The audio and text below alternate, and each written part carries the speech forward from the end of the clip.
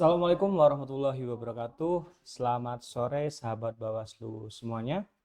Kali ini berjumpa lagi dengan saya, host magang Haidar Ibnu Raif dalam program Ngabuburit Pengawasan di podcast Bawor, Bawaslu Ngobrol. Nah, pada program kali ini terkait dengan Ngabuburit Pengawasan akan membahas seputar demokrasi. Jadi bagaimana sih demokrasi saat ini dan ke depan kira-kira akan seperti apa gitu. Nah, telah hadir di depan saya seorang narasumber akademisi. Beliau adalah Bapak Andi Ali Said Akbar, SIP MA. Beliau merupakan dosen Fakultas Ilmu Sosial dan Ilmu Politik pada Universitas Jenderal Sudirman. Baik, selamat sore Bapak. Selamat pagi. Selamat Bapak sore, Ali Mas nih, Pak. Eder. Bisa Ya, dipanggil Ali. Bapak Ya. Ali nih. Oke, Ji. baik.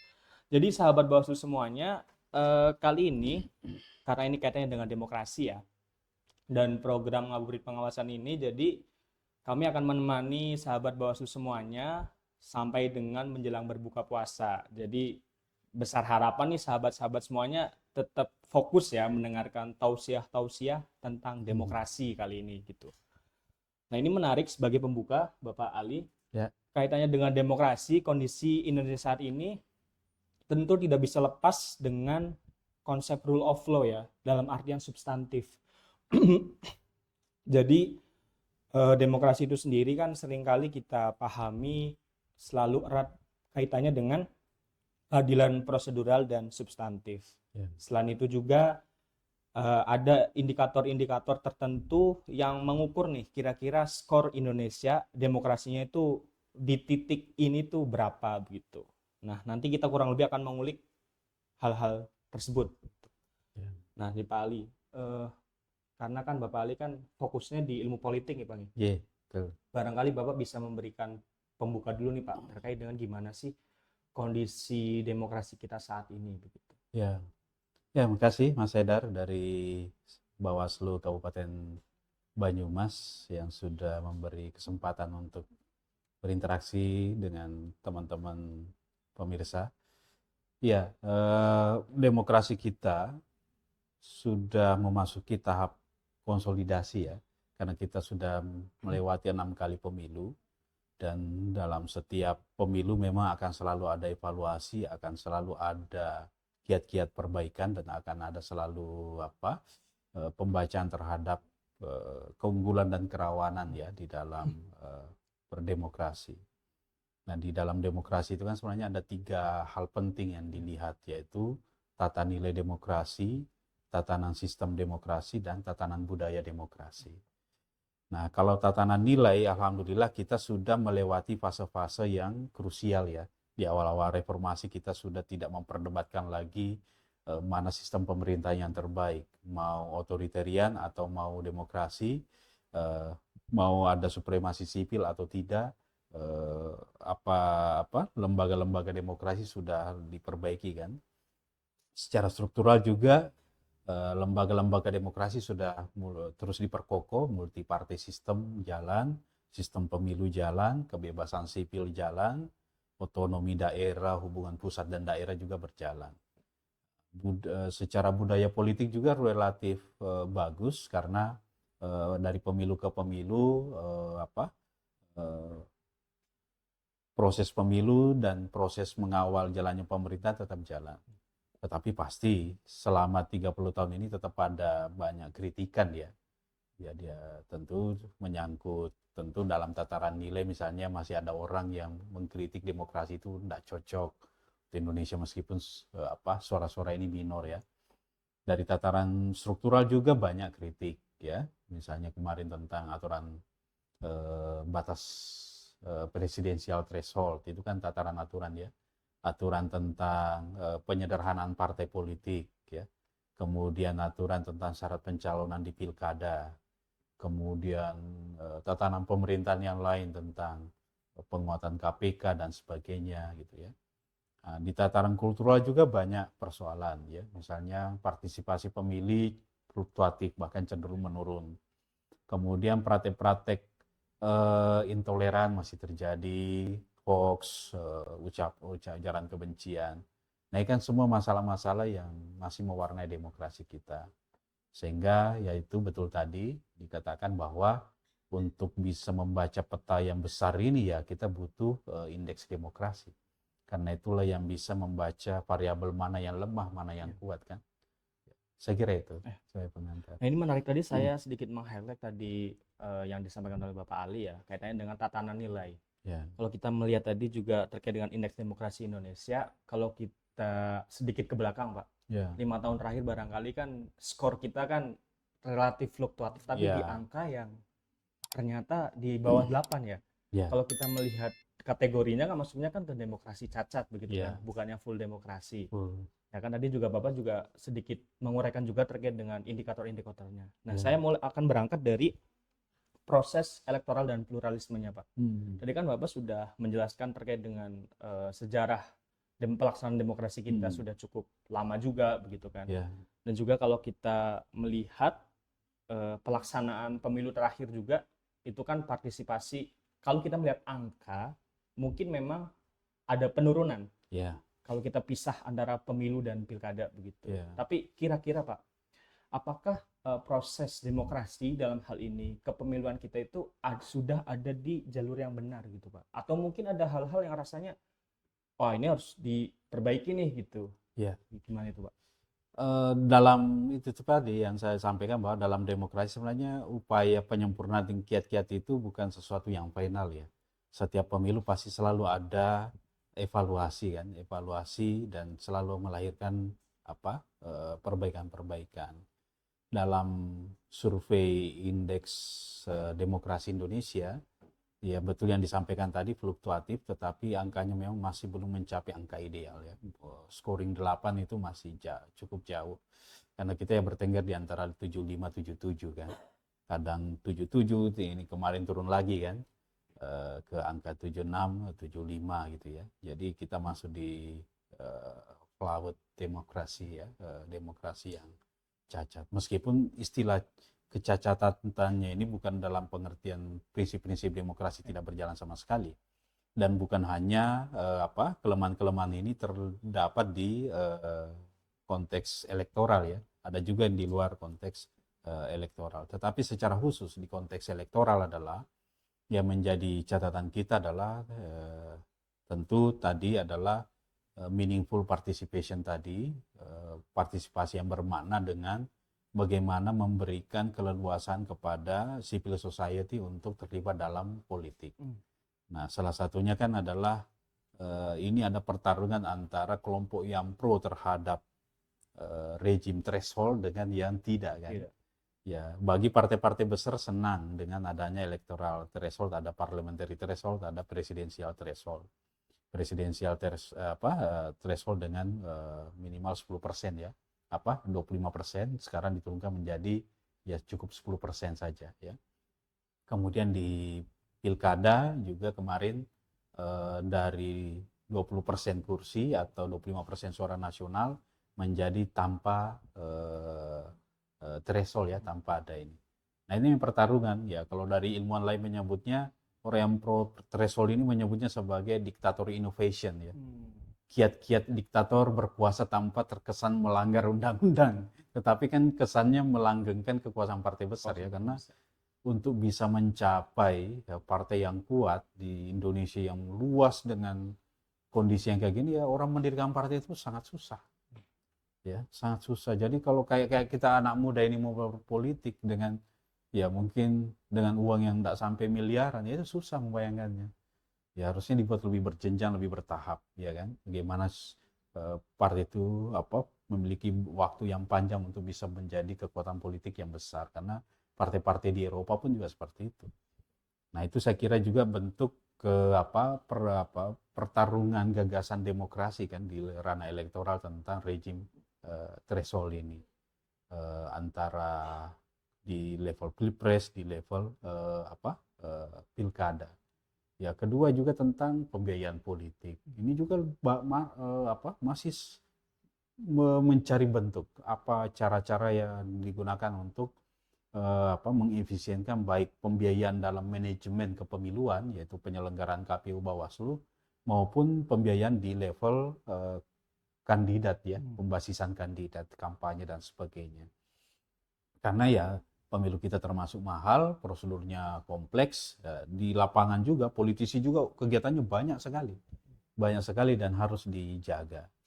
Nah, saya kira itu yang di ranah elektoral ya yang mempengaruhi ini, mempengaruhi tadi ya indeks demokrasi.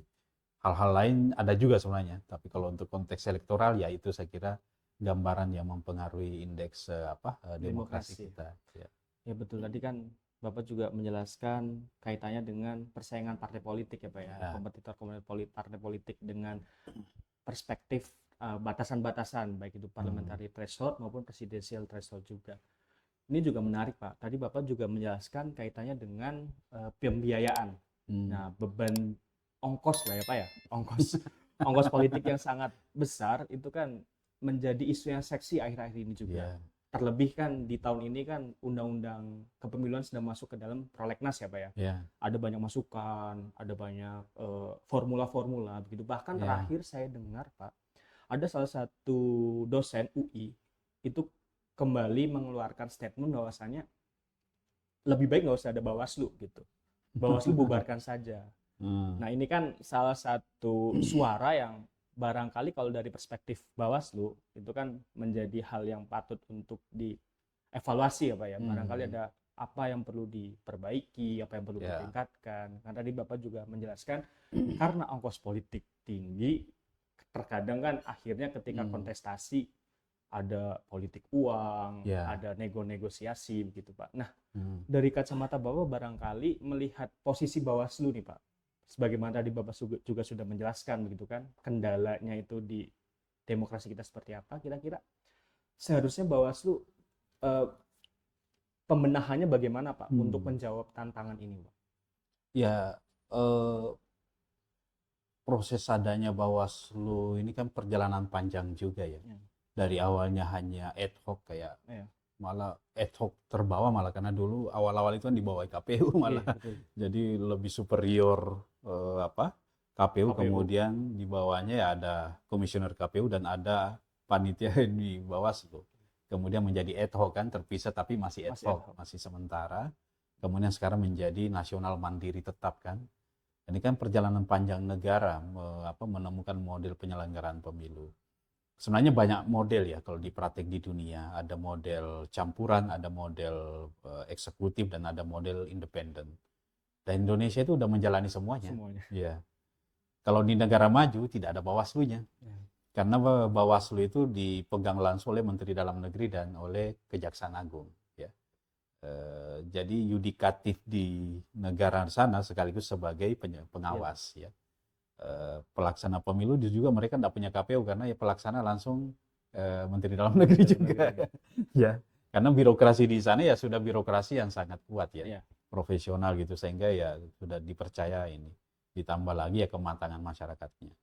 Nah ini pilihan kita yang cukup cukup diterima dan juga cukup urgen itu ya model independen seperti ini, bahwa ada komisi khusus ya untuk menjalankan Bawaslu, bahwa ada beberapa perbaikan betul, bukan hanya di Bawaslu, di KPU juga ada, di Parpol juga ada. Tapi catatan yang menarik untuk kita di Bawaslu misalnya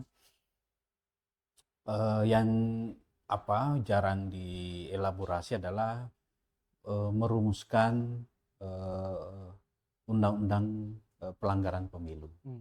Jadi bagaimana kita merumuskan undang-undang pelanggaran pemilu yang khas pidana pemilu. Bukan pidana dilengketkan dengan pidana umum gitu ya. Misalnya contoh politik uang. Kalau politik uang kita memakai pasal suap, lah itu kan kasihan ya kalau di Indonesia. Misalnya politik uang, dikasih uang 50.000 itu kan tidak sama dengan suap yang sering ditangkap KPK yang suapnya bisa 10 miliar kan gitu ya. Orang dapat 50.000 kan tak memperkaya diri kan. Beli nasi padang sama rokok rampung gitu kan. Habis, enggak ada orang kaya dengan dikasih duit 25.000, 100.000, 50.000 kan. 3 hari rampung, habis duit itu. Nah, bagaimana kalau dirumuskan pasal tentang suap, tapi suap dalam konteks pemilu gitu. Sehingga beban pembuktian dan teknis sengketanya juga lebih dimudahkan. Kedua juga misalnya bagaimana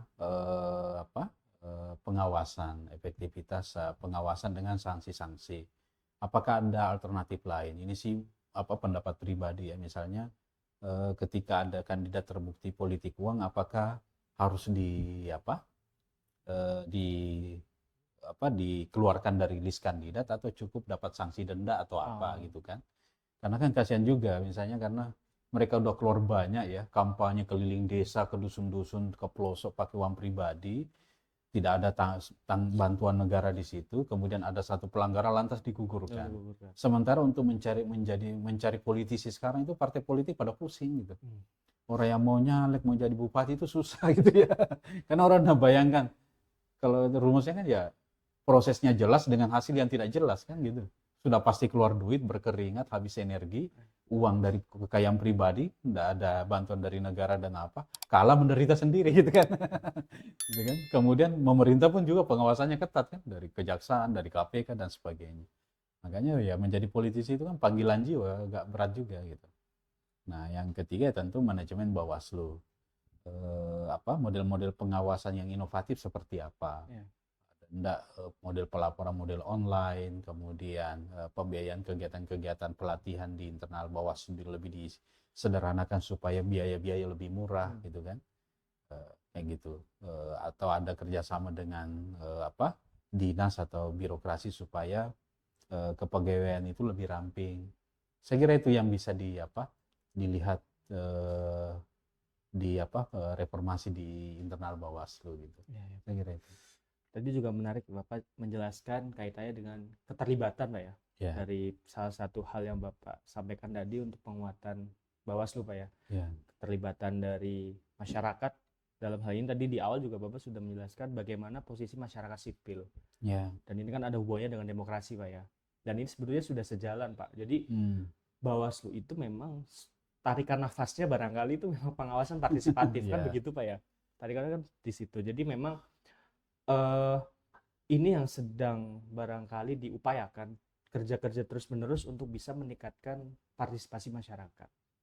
Nah, cuman barangkali Pak, ada nggak sih Pak, mungkin ada gagasan atau pandangan dari Bapak, karena kan ketika kita berbicara partisipatif dan ini bersinggungan dengan masyarakat, baik itu dengan segala latar belakang, itu kan lebih kepada panggilan hati Pak ya. Yeah. Kesadaran politik, kemudian juga ada semangat bahwa agar kontestasi ini tuh betul-betul bisa menghasilkan pemimpin atau output yang dapat dipercaya gitu kan. Ini kan suatu kerja mungkin terdengar sepele, tapi ketika kita coba untuk selami itu kan sangat berat gitu. Nah, barangkali ada nggak sih Pak bagaimana caranya agar Bawaslu ini bisa lebih mungkin efisien, mungkin juga tepat sasaran juga strateginya begitu agar bisa mengkonsolidasikan masyarakat dengan berbagai macam latar belakang. Terlebih kan di era sekarang ini kan era digital Pak ya. Yeah. Ini juga tantangan juga karena banyak hoax ya kan, informasi-informasi yang itu bisa mempengaruhi apatisme juga. Jadi masyarakat mungkin Gen Z juga dan yang lain-lain itu jadi merasa kepercayaan terhadap lembaga ini tuh atau mungkin terhadap skup lebih besar kontestasi pemilu tuh rasanya kayak ya udahlah yang penting datang ke TPS. Nah, itu kira-kira gimana Pak? Ya, pertama tentu dari sisi kuantitatif memang partisipasi generasi muda ini sangat penting ya, karena udah mencapai 30% ya dari total pemilih. Sehingga ya banyak partai juga sekarang merancang berbagai kegiatan untuk mendekati segmen ini kan, segmen pemilih ini. Dulunya yang mungkin banyak kegiatan-kegiatan dialog dan sebagainya yang cocok untuk orang tua, pemilih tua, sekarang banyak kegiatan juga diarahkan untuk pemuda kan, entah itu bersifat ekonomi kreatif ataupun kegiatan kesenian ataupun juga kegiatan-kegiatan hobi kan, itu model-model yang mereka pakai. Kemudian yang kedua adalah untuk partisipasinya di dalam pengawasan. Sebenarnya sudah beberapa ya proses-proses inisiasi lokal itu sudah muncul, tetapi memang tidak bersifat simultan ya, tidak muncul secara serentak di banyak wilayah. Kalau Bawaslu punya dulu program kampung anti money politik, maka sekarang ini lagi rame juga tren tentang pemuda yang menjadi kader-kader anti politik uang. Di Bantul ada, di Banjarnegara ada, bahkan sekarang yang lagi tren adalah ketua RT, ketua RW dari Gen Z kan. Gen Z. Nah, itu yang menarik. Nah, ternyata mereka ketika didekati, dan mereka juga sudah punya kegelisahan yang sama, bahwa pemilu kita ini dengan syarat praktis politik uang, ini mengakibatkan juga ada rasa gelisah di internal mereka kan. Mereka merasa, loh kok masyarakat diperlakukan seperti ini. Kemudian kedua, kok kita sebagai rakyat, sebagai pemilih kok kayak rasanya rendah nilainya di mata politisi. Sehingga mereka juga memiliki kesadaran juga untuk membuat organisasi-organisasi pengawasan yang mandiri. Di Banjarnegara itu pernah Ustadz dari Dewan Kemakmuran Masjid itu bekerja sama dengan Karang Taruna membuat kampanye anti politik uang. Di Bantul malah antar pemuda sepakat untuk melindungi kelurahannya. Jadi mereka menjadi hansip lah atau pengawas di bahwa semua caleg, semua orang boleh kampanye tapi semuanya tidak boleh pakai politik uang. Jadi malah mereka bekerja sama untuk menjadi pengawas. Nah tentu yang kita harus dilakukan adalah ya Bawaslu juga harus memposisikan pemuda ini bukan sekedar voters ya. Kalau selama ini mungkin adalah mendekati mereka dalam forum selalu diyakinkan bahwa mereka adalah calon pemilih yang rasional dan sebagainya. Ya mungkin saja mereka harus dimotivasi lebih berani menjadi calon penyelenggara pemilu. Entah menjadi Panwascam, entah menjadi PPK di tingkat kecamatan atau PPL di tingkat atau pengawas-pengawas di tingkat TPS atau di desa kan. Mereka harus diberikan pengetahuan awal bahwa menjadi pengawas itu tidak menakutkan. Selama ini kan karena mereka tidak mengenal dunia kepemiluan, bagi mereka ya politik itu menyeramkan. Penuh intimidasi, kekerasan, perilaku-perilaku terselubung dan sebagainya kan. Nah, mereka harus dimotivasi supaya memiliki keberanian bahwa bukan peran saya sebagai generasi muda itu bukan sekedar voters 30% itu, tetapi sebenarnya adalah pelanjut dari pelaksana pemilu. Kemudian secara struktural yang juga banyak dibicarakan oleh Perludem ya, yang lembaga-lembaga pro pemilu, ya memang harus dirumuskan kembali tentang besaran-besaran biaya politik itu, karena di Indonesia ini belum ada rumus yang baku. Kalau di negara maju itu sudah ada. Jadi misalnya satu pemilih itu dinilai setara upah minimum kabupaten. Jadi anggaplah kalau Banyumas itu pemilihnya kalau tidak salah 1,7 juta ya pemilihnya ya.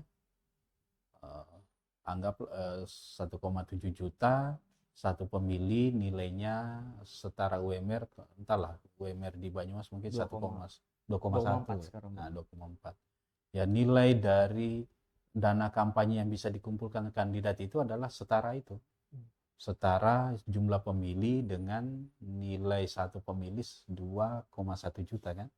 Nah sejumlah itulah yang berhak mereka terima sumbangan untuk berkampanye.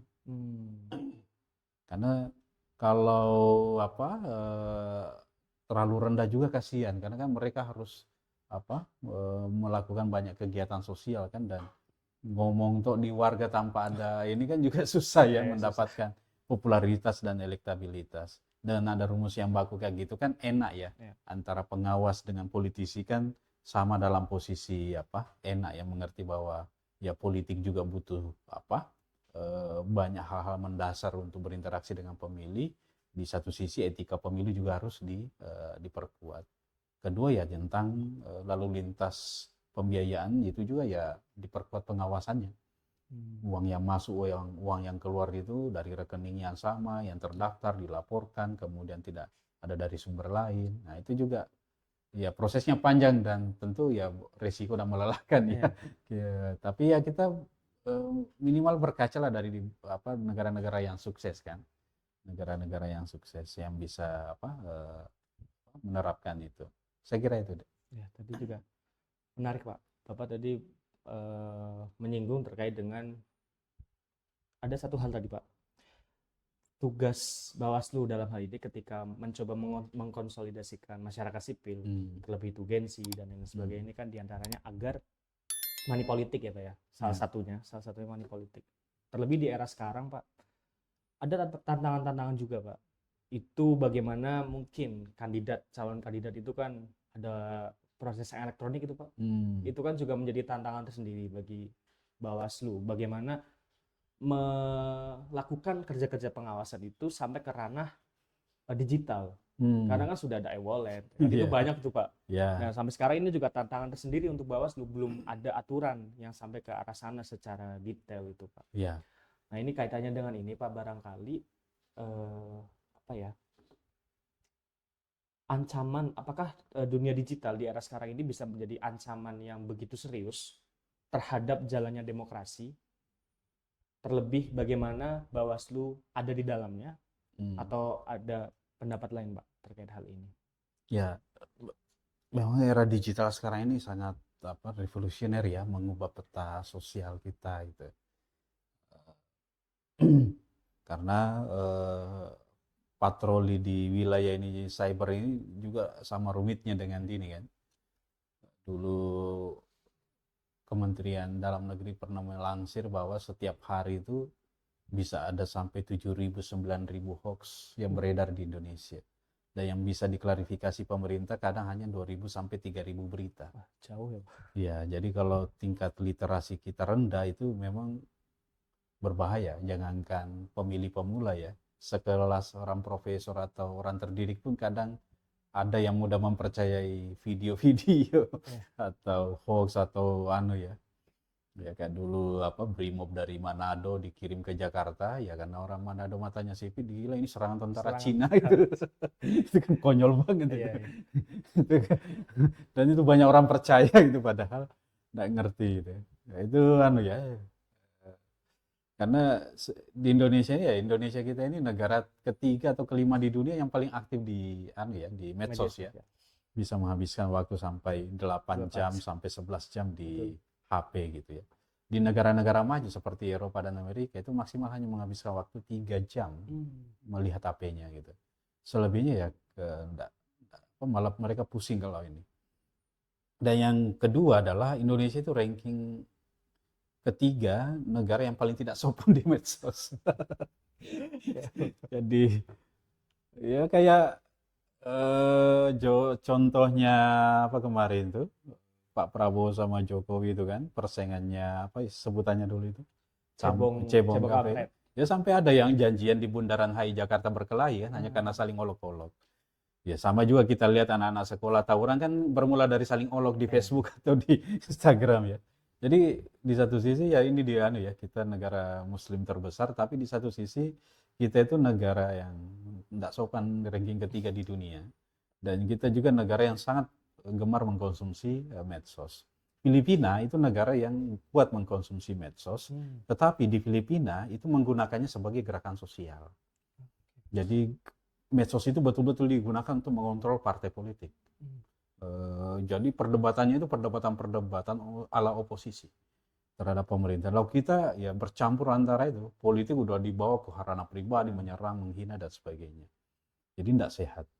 Nah ini memang butuh pembelajaran. Patroli cyber bukan hanya jalan ya, karena teknik ini kan juga berkembang besar. Ya tentu memang ya pendidikan politik di sekolah-sekolah harus dikedepankan. Termasuk pembatasan akses media juga bagi generasi ya sudah mulai dicontohkan, kayak Indonesia mulai mencontoh Australia yang membatasi usia yang bisa mengakses internet. Kemudian karena memverifikasi berita hoax juga kan sentimennya jelas. Oh pasti kamu pro pemerintah kan. Padahal kan kita bukan istilah pro dan ya kebenaran tidak harus berkonsekuensi pro dan kontra. Karena tidak ada yang mentakdirkan pemerintah itu salah atau benar kan. Ya kalau pada saat itu pemerintah yang benar, ya bukan karena kita pro pemerintah, tapi kan dengan mengatakan mencap kita pro pemerintah kan itu kan cap yang paling efektif untuk menganggap pendapat kita itu absurd atau tidak boleh didengar ya. Nah itu, saya kira memang kedewasaan kita di medsos itu harus patroli cyber. Bahkan ya saya agak senang kalau misalnya pemerintah mampu menyiapkan alat yang bisa mendeteksi sampai yang anonim-anonim itu, sampai bisa ditangkap orangnya gitu. Karena selama ini kan orang menganggap ya sangat mudah ya, menyebar kebohongan, tersebar ke 300.000 orang, cabut, yang kasihan kan kandidatnya itu, kasihan kandidatnya. Sebagai contoh Pak Jokowi itu, ketika banyak diserang dengan isu agama dan etnis, basis-basis pemilihnya di 2019 itu rata-rata berkurang 300 sampai 500.000 pemilih di daerah-daerah yang tingkat kedekatan agama dan etnisitasnya kuat. Seperti Sulawesi Selatan, Maluku, Sulawesi Tenggara, Aceh, Padang. Ada 5 provinsi besar itu yang kalau tidak salah itu menurun suaranya. Ya karena dari hasil salah satunya kasih itu juga, karena bisa jadi percaya bahwa Pak Jokowi betul-betul anti-Islam atau apa kan. Nah itu berbahaya, dan kasihan kandidat seperti ini membangun reputasi, kemudian karena serangan ini, berita hoax, dan pelaku hoaxnya sulit ditangkap gitu. Nah saya membayangkan ya pelaku hoaxnya kalau bisa dihukum dengan hukuman berat 2 tahun, 3 tahun kan pasti beri efek jerah di Indonesia. Dan ya polisi harus punya alat yang kuat untuk mendeteksi sampai yang akun-akun anonim itu. Harus ada ini. Karena kalau pencerdasan, ya betul kita lakukan, tapi di mana sih ya energi kita ya? Betul. Menyadarkan orang terus-menerus ke berbagai desa, sekolah-sekolah itu kan pekerjaan kerja keras juga dan biaya besar juga. Jadi selain ada partisipasi sipil ya tentu negara harus menyiapkan ini menyiapkan langkah besar. Kayak Amerika itu kan Donald Trump aja kalau pernyataannya di Facebook itu sering memancing kemarahan massa, Mahkamah Agungnya langsung shutdown Facebooknya Donald Trump kan, saking kuatnya institusi penyelenggara mereka kan. Nggak peduli kamu calon presiden orang terkaya di Amerika kan, orang hebat, partai besar, berani itu pengadilannya langsung shutdown semua akun medsosnya Donald Trump karena status-statusnya itu kan sudah memancing emosi pemilih kan. Nah, saya membayangkan Indonesia begitu, yang menyebar hoax, hate speech, kebencian itu masih sangat jarang ya di TV ya kedengar ditangkap gara-gara itu kan. Gitu, Pak. Paling pencemaran nama baik aja kan. Selalu saja cek fakta, cek klarifikasi, fakta. ini disinformasi kan gitu. Betul. Ya kan enggak ada rasa takut apa-apa ya kan, dan itu. Saya sih membayangkannya itu negara harus lebih serius, lebih keras. Karena kalau Bawaslu dengan infrastruktur kita ya enggak kuat melawan mereka kan. Harus ada sistem cyber yang kuat. Ya kan repotnya di Indonesia malah ya pusat data kita juga diserang sih jadi bobolnya kan enggak dikasihani kan, data kita dikunci kan sama kan. Berarti begitu besar Pak ya dampak ruang publik di media sosial itu Pak ya? Ya sangat besar. Sangat besar ya. Karena orang enggak kalau di sekolah kan jelas ya kurikulumnya. Ya. Kalau di sekolah agama kamu baru kelas 1 SD cukup hafal ini dulu. SD sudah bisa hafal hadis ringan-ringan. Mungkin sudah SMP SMA sudah diajari tafsir fikih kan. Kalau di medsos kan tidak ada gitu loh. Tiba-tiba anak SD tentang apa itu Marxis om gitu loh. Ini masih kan kelas 5 SD tanya Marxis gitu ya. Ini betul enggak ada PKI di sini om loh. Gimana anaknya enggak ada pengetahuan ilmu sosialnya, enggak ada pengetahuan tentang ideologi negara, tapi tiba-tiba dari sana kemari tahu ya ada PKI, ada kayak gini, itu kan kasihan banget. Betul. Kalau di sekolah kan terkontrol, kalau di medsos orang sangat bebas. Ya saya kira udah langkah besar juga dilakukan pemerintah tuh dengan 15 sampai 17 tahun ya baru bisa punya akses akun ya. Padahal negara lain sudah mulai melakukannya.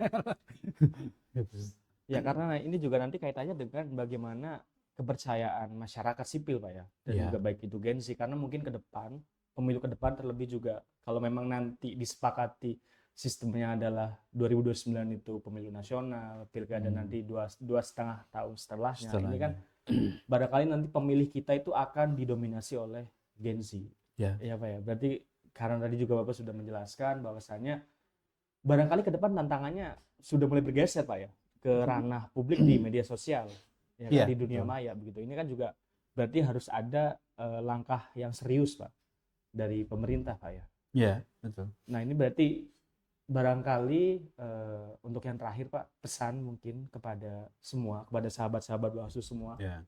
yang sedang menyaksikan ngabuburit pengawasan ini, barangkali pesan kepada sahabat-sahabat Bawaslu semuanya, kira-kira mesti bagaimana, kemudian melihat peta demokrasi sekarang itu, kemudian harus bersikap seperti apa, dengan tantangan yang tadi juga Bapak sudah uraikan juga, kaitannya dengan ruang publik di media sosial juga ternyata memiliki dampak yang sangat besar juga terhadap bagaimana setiap kandidat itu ingin membangun citra. Seperti yang tadi Bapak sudah jelaskan. Nah, mungkin silakan Pak, barangkali ada pesan.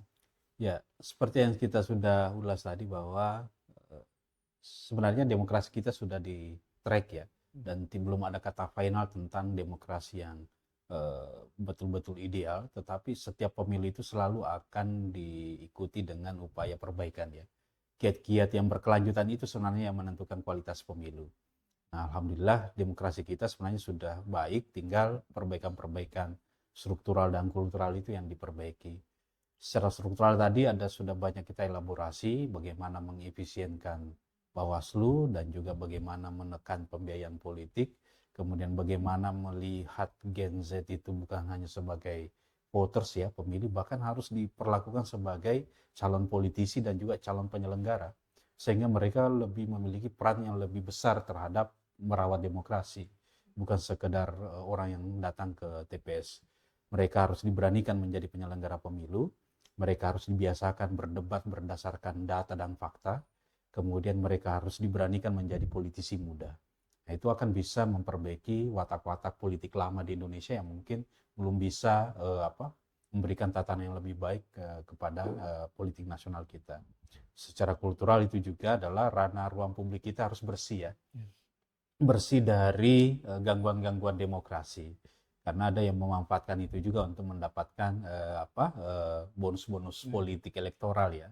Nah, tentunya memang ya Bawaslu selain pendidikan pemilih, menyiapkan kader-kader penyelenggara pemilu yang juga mampu mengelola ruang digital, ya pemerintah juga harus merumuskan metode-metode yang lebih kuat dan preventif, dan juga hukumannya lebih punya deterrent power yang lebih kuat. Karena selama ini yang kita masih anggap lemah adalah deteksi dan memvonis ya pelaku-pelaku kejahatan di ruang digital. Kalau partisipasi sipil ya kita butuh proses yang panjang dan berkelanjutan dan harus menyentuh sampai ke banyak segmen, ke banyak wilayah, ke pelosok-pelosok. Nah, saya kira itu masih agenda kita untuk perbaikan struktural dan kultural dari, sekaligus nanti akan berpengaruh terhadap indeks demokrasi Indonesia kita. Ya, saya kira itu, Mas. Baik, terima kasih Bapak Ali. Sahabat-sahabat Bawaslu semua, tadi sudah mendengarkan ya bagaimana tausiah yang disampaikan oleh Bapak Ali kaitannya dengan demokrasi. Nah, juga sedikit menambahkan, tadi betul kaitannya dengan partisipasi publik, yang mana itu bersinggungan atau beririsan erat dengan bagaimana masyarakat sipil bisa bergerak untuk menjaga kualitas demokrasi ini tetap pada koridor. Sebagaimana seorang ahli hukum di University of Melbourne, yaitu Tim Lindsay, juga menjelaskan nih bahwasannya masyarakat sipil itu ternyata masuk ke dalam salah satu pilar demokrasi ya Pak ya. Selain eksekutif, legislatif, yudikatif, media, ternyata ada tambahan satu lagi, yaitu masyarakat sipil. Nah, ini juga ternyata memiliki posisi yang penting juga terhadap bagaimana jalannya demokrasi, terutamanya di Indonesia. Mungkin itu sahabat Bawaslu sekalian, tausiah pada kesempatan hari ini. Selamat berbuka puasa, salam sehat dari kami. Terima kasih Bapak Ali. Ya, sama-sama Mas. Wassalamualaikum warahmatullahi wabarakatuh. Waalaikumsalam warahmatullahi wabarakatuh.